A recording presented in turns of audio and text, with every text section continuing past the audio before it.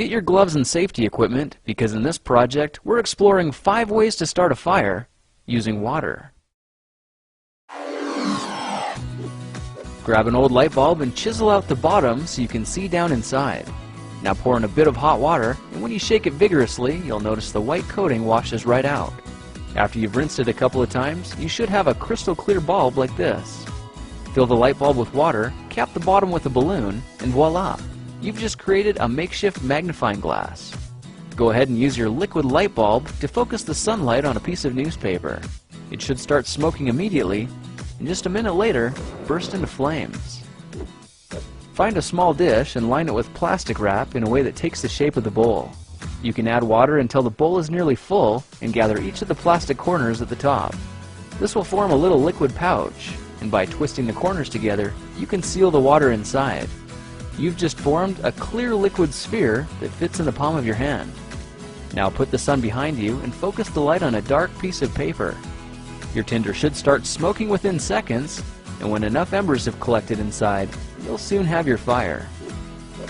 Take a picture frame and cover it with a layer of plastic wrap, then suspend it on something a couple of feet off the ground. Now carefully pour hot water onto the plastic, and as you do, it'll begin to sag, forming a natural and effective liquid lens. Now gather up something you can use as tinder and find the focal point of the beam to concentrate the heat.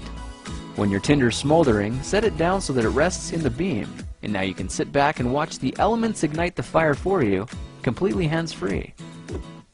Try to find a juice bottle that looks like a giant plastic bubble and fill it with water. Position the liquid-filled bubble between the sun and your tinder pile until you find the spot where it starts smoking.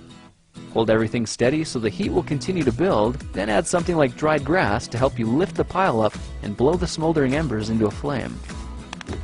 If the clouds have rolled over and blocked off your solar supply, you can use a toilet paper roll and a couple of chunks of sodium.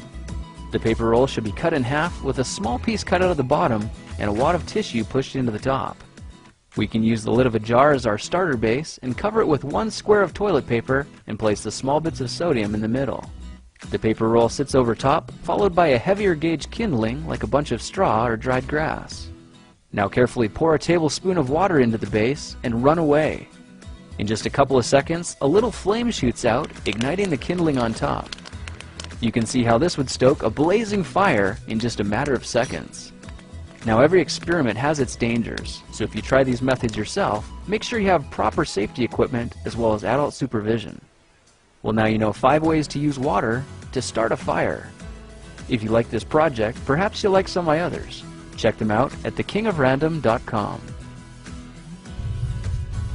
Now you know how to start a fire with water, but do you know how to find a fun, German-engineered car that makes sense too?